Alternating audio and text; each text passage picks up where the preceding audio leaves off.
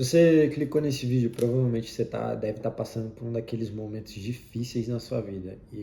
Ou talvez você só é um curioso que queira saber o que esse louco está prometendo. Eu só venho aqui debater um assunto que em si é necessário para o ser humano, que é como podemos parar de sofrer. E será que existe alguma forma de viver que não tenha sofrimento? E a verdade é que a natureza, por si só, ela exige que a gente sofra. Uma mãe precisa sofrer para que um filho nasça. Um animal precisa morrer para que outro sobreviva e assim a cadeia alimentar vai funcionando. Mas existe uma tese, existe uma forma de pensar sobre os problemas e sofrimentos que é muito melhor do que a forma com que geralmente as pessoas lidam. Essa tese, eu vou logo avisar que não é minha, mas é uma ideia do próprio escritor do Mais Perto que o Diabo, que é o Napoleão Hill. No livro, o escritor ele explica que a pior coisa que pode acontecer com o ser humano é que ele permaneça em uma inércia, ou que ele permaneça numa rotina onde ele não percebe o que é prejudicial a ele. Uma das formas que ele pode fazer para fugir dessa rotina negativa quando uma tragédia ou quando um sofrimento lhe acontece. Isso quer dizer que o sofrimento em si, ele não tem nada de mal. Pelo contrário, ele vem de uma forma com que seja um alerta, um presente da vida para que você acorde, para que você desperte. E a gente sabe que muitas das vezes a maioria dos problemas que acontecem com a gente é por conta de um relaxo nosso, é por conta da rotina que a gente se acostumou com algo ruim e você acaba se adaptando.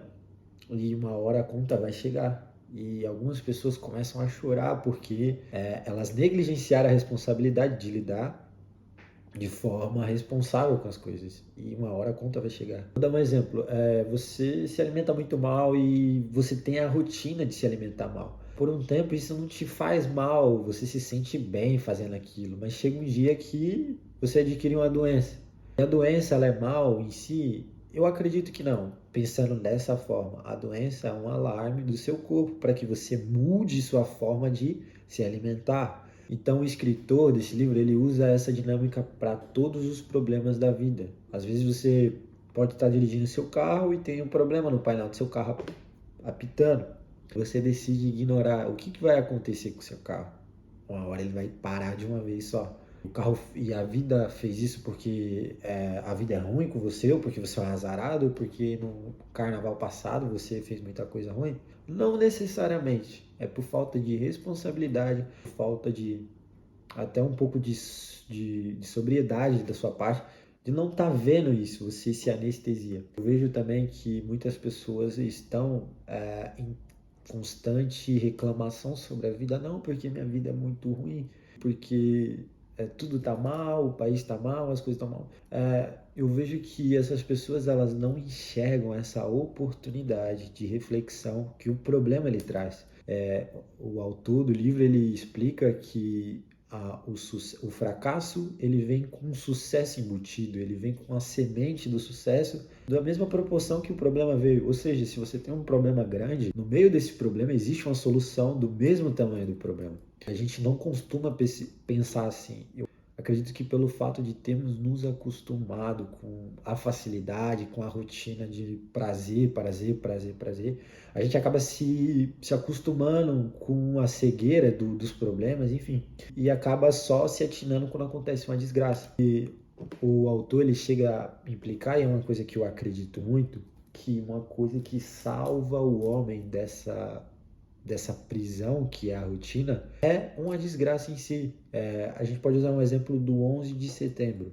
É mais difícil acontecer outro ataque agora do que antes de ter acontecido. Por quê? Hoje existe todo um receio por trás do que aconteceu. Eu não estou dizendo que precisava acontecer aquilo, mas necessariamente a gente aprendeu a lidar com o problema tendo esse problema. Então, se os Estados Unidos notar qualquer problema hoje numa aeronave, eles vão lembrar do 11 de setembro, porque eles têm um parâmetro negativo para analisar esse fato. E algumas das pessoas elas ignoram isso. É como se todo mês acontecesse um 11 de setembro, você vê uma atitude estranha no aeroporto e você não está nem aí, porque você ignora o fato do problema, você ignora o sintoma das suas atitudes. E talvez a vida está te cobrando, ou sei lá, as coisas estão acontecendo e você ignora o fruto, você só chora a desgraça, você não tem uma reflexão, você não para pensar. E eu te pergunto, até quando você vai lidar dessa forma? Principalmente se você é homem e você precisa ter um posicionamento muito mais apto a resolver problemas.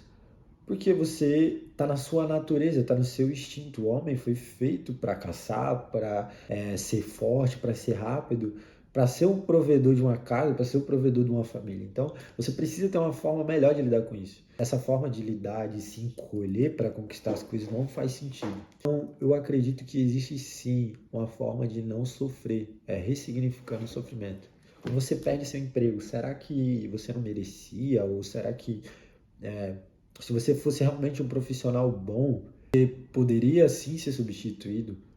Então, acredito que tudo que acontece não é a nossa, nem tudo que acontece é a nossa culpa, mas tudo é a nossa responsabilidade. Acredito que se você pensar dessa forma, a sua vida vai ser muito mais fácil.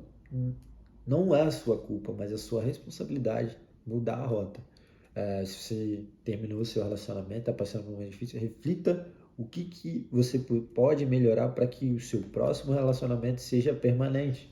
O que você pode fazer? Não necessariamente parar de ser uma pessoa pessimista, ser uma pessoa melancólica. Cara, eu acredito que seja prejudicial para qualquer pessoa, embora faça parte do quadro psicológico. Mas acho que existe uma forma de lidar que você seja um pouco mais sóbrio e mais inteligente.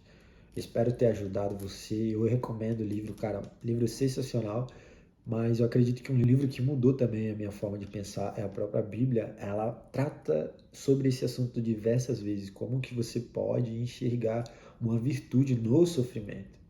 E é isso, como seres humanos, a gente precisa aprender a lidar com essa condição da vida que se chama sofrimento.